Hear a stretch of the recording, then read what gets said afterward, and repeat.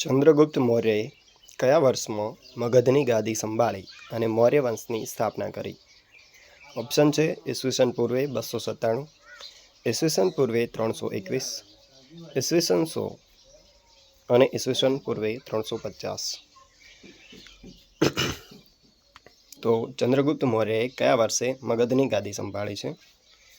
Right answer છે ઈસવીસન પૂર્વે 321માં તે મગધની ગાદી સંભાળે છે અને મૌર્ય વંશની સ્થાપના કરે છે.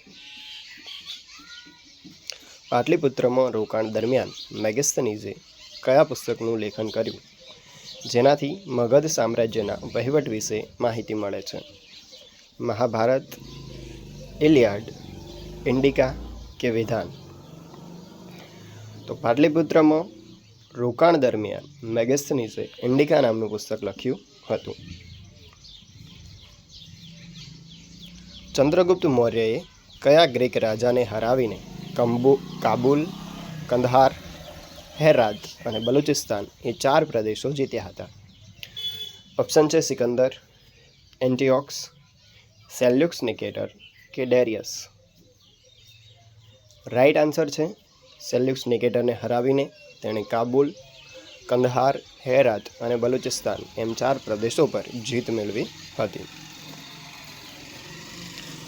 મૌર્ય વંશના સ્થાપક ચંદ્રગુપ્ત મૌર્યને રાજકીય માર્ગદર્શન કોણે આપ્યું હતું? વિષ્ણુગુપ્ત, મહાવીર, બિંદુસાર કે શુક્રાચાર્ય? તો રાઈટ આન્સર છે ચાણક્યએ તેમને તમામ પ્રકારનું માર્ગદર્શન આપી અને સહાયતા કરી હતી.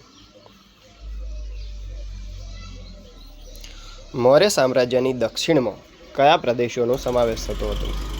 પંજાબ અને હરિયાણા, બિહાર અને ઉત્તર પ્રદેશ, કોંકણ, કર્ણાટક અને મહારાષ્ટ્ર કે રાજસ્થાન અને ગુજરાત?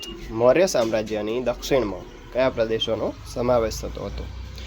રાઈટ આન્સર છે કોંકણ, કર્ણાટક અને મહારાષ્ટ્રનો સમાવેશ થતો હતો. ચંદ્રગુપ્ત મૌર્યએ કયા રાજ્યપાલને સૌરાષ્ટ્રમાં નિમ્યો હતો જેમણે ગિરિનગર એટલે કે જૂનાગઢમાં સુદર્શન તળાવનું નિર્માણ કર્યું? પુષ્યગુપ્ત, ચાણક્ય, વિષ્ણુગુપ્ત કે યશોમતી? ઓપ્શન છે પુષ્યગુપ્ત, ચાણક્ય, વિષ્ણુગુપ્ત કે યશોમતી? તો રાઈટ આન્સર છે પુષ્યગુપ્તને ચંદ્રગુપ્ત મૌર્યએ સૌરાષ્ટ્રમાં રાજ્યપાલ તરીકે નિમ્યો હતો જેણે ગિરિનગરમાં સુદર્શન તળાવનું નિર્માણ કર્યું હતું.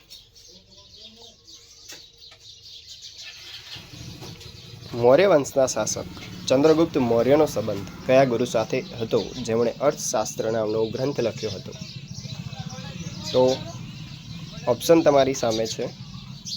રાઈટ આન્સર છે ચાણક્ય, જેમણે અર્થશાસ્ત્ર લખ્યું હતું. મૌર્ય સામ્રાજ્યના ભાગરૂપે કયા પ્રદેશમાં ગિરિનગર આવેલું હતું જ્યાંથી નદીઓ પર બંધ બાંધીને સુદર્શન તળાવનું નિર્માણ કરવામાં આવ્યું? ઓપ્શન છે દક્ષિણ ભારત, ઉત્તર ભારત, સૌરાષ્ટ્ર કે બંગાળ? તો રાઈટ આન્સર છે સૌરાષ્ટ્રની અંદર આવેલું હતું.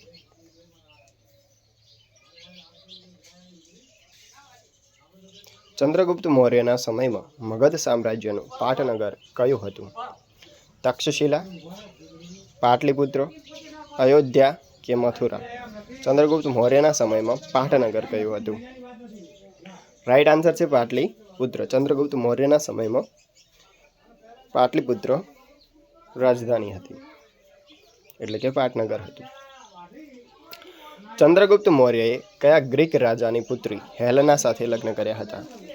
એન્ટિયોક્સ, સેલ્યુક્સ નિકેટર, ફાર્નેસ કે મેસિડોન? તો ચંદ્રગુપ્ત મૌર્યએ ગ્રીક રાજા સેલ્યુક્સ નિકેટર, ગ્રીક સરદાર હતો, તેની પુત્રી હેલેના સાથે લગ્ન કર્યા હતા. ચંદ્રગુપ્ત મૌર્યએ સેલ્યુક્સ નિકેટરને હરાવીને કયા 4 પ્રદેશો જીત્યા હતા? કાબુલ, કંદહાર, હેરાત કે બલુચિસ્તાન? ઓકે, રાઈટ આન્સર એ જ છે કાબુલ, કંદહાર, હેરાત અને બલુચિસ્તાન. આ 4 પ્રદેશો તેણે સેલ્યુક્સ નિકેટરને હરાવીને જીત્યા હતા. મગધ સામ્રાજ્યના પાટનગર પાટલીપુત્રમાં રોકાણ દરમિયાન કયા ગ્રીક રાજદૂતે ઇન્ડિકા નામનું પુસ્તક લખ્યું હતું? તો મેગેસ્થનીઝે ઇન્ડિકા નામનું પુસ્તક લખ્યું હતું. કયા મૌર્ય શાસકે સારનાથ ખાતે સિંહની આકૃતિની સ્થાપના કરી, જે આજે ભારતનું રાષ્ટ્રીય પ્રતીક છે? બિંદુસાર, ચંદ્રગુપ્ત મૌર્ય, અશોક કે દશરથ? તો રાઈટ આન્સર છે સમ્રાટ અશોકે સારનાથ ખાતેના સ્તંભની સ્થાપના કરી હતી, જેમાંથી સિંહની આકૃતિ આપણા રાષ્ટ્રીય પ્રતીક તરીકે લેવામાં આવી છે.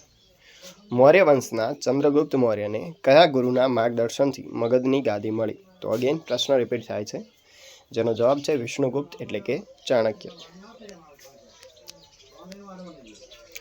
મૌર્ય વંશના શાસન દરમિયાન કયા ગ્રંથમાંથી તે સમયના રાજકીય, આર્થિક અને સામાજિક જીવન વિશે માહિતી મળે છે?